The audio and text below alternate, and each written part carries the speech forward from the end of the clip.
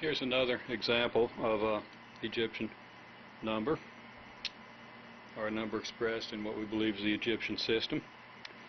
The number is, well, we have 3 scrolls, which means 3 hundreds, plus 8 heel bones. Each heel bone is 10, so that's 80, and 5 tally marks, or 5 strokes. So that number is 385.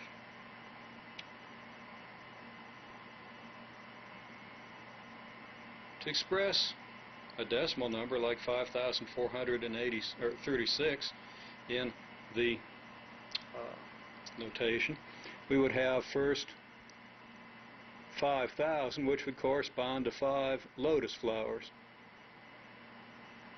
Okay, lotus flowers, I don't know why they chose a symbol that, of course I'm sure they were very efficient at drawing these symbols, and they did a lot nicer job than I'm doing. But they might draw 5 lotus flowers to represent the 5,000. And then the 400 would be represented by 4 scrolls, which are much easier to make.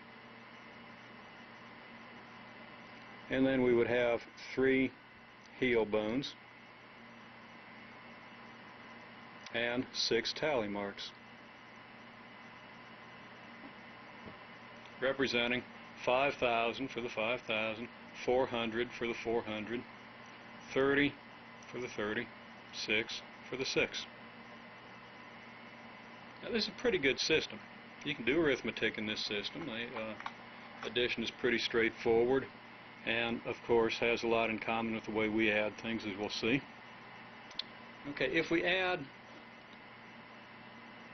this number to this number, what do we get? Well, we can simply count up the tally marks, and there are 7. And then we have what? 5, 6, 7 heel bones.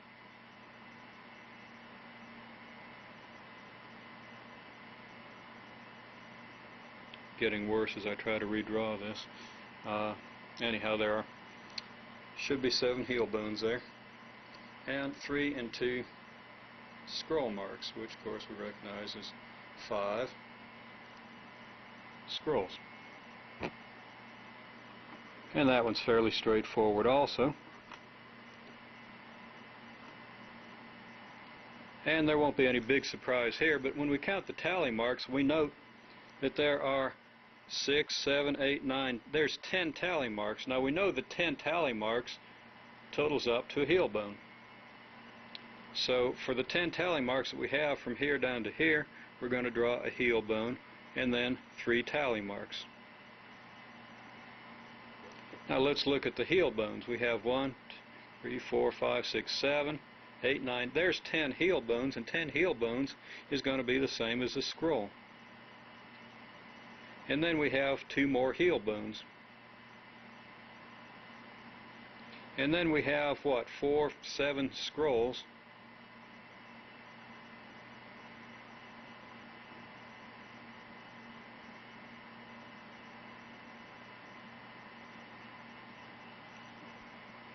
And now, I don't think the ancient Egyptians used an equal sign. They probably used something that had the same meaning, but I don't know what that is. We'll take the heel bone here and combine it with the 2 heel bones here to give us 3 heel bones.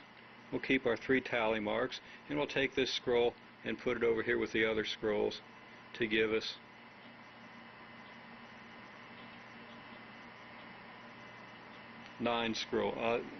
8 scrolls.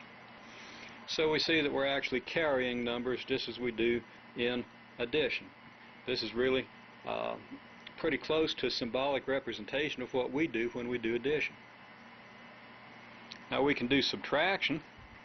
Let me illustrate a subtraction here. Let's say we want to do 2 scrolls, 3 heel bones, and 4 tally marks. And from that we want to subtract a scroll, 5 heel bones, And how many is that? 6 tally marks. What are we going to do? Well, of course, we can convert these to numbers in our head and do the subtraction. But if you're an Egyptian, what you would have to do is you'd have to say, well, I got too many tally marks here, too many strokes to subtract from 4. When I subtract, I don't have any. I don't have enough up here to subtract this number. So obviously I'm going to have to take one of these heel bones and convert it into tally marks. So I've got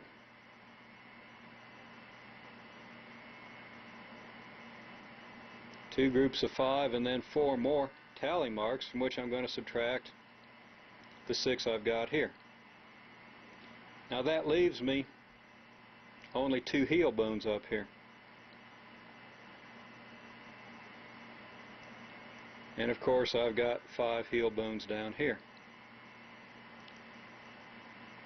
What am I going to do about that? Well, I need more heel bones up here. I can't subtract this number from this, so I'm going to have to take one of these scrolls and convert it into 10 heel bones.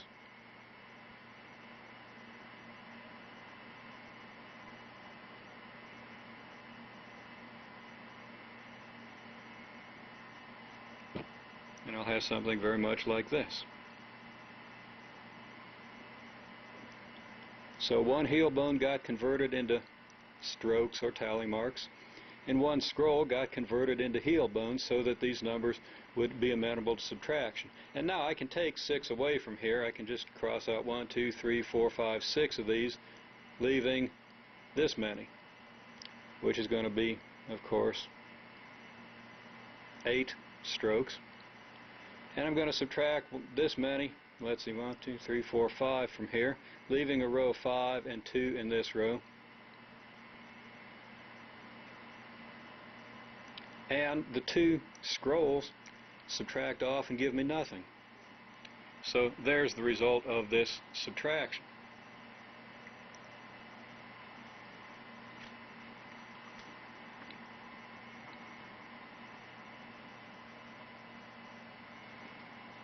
Let's do one more subtraction.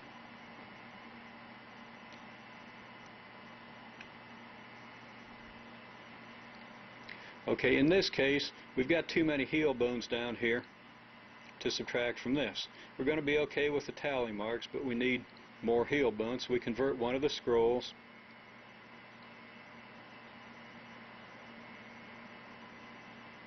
into heel bones. Then, of course, we still have a number of heel bones left, from which we're going to subtract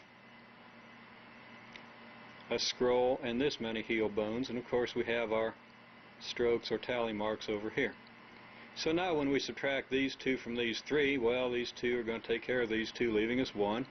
Then we got this many in each row here, so we can subtract, there's 4 more, leaving us a row of 5 and 3.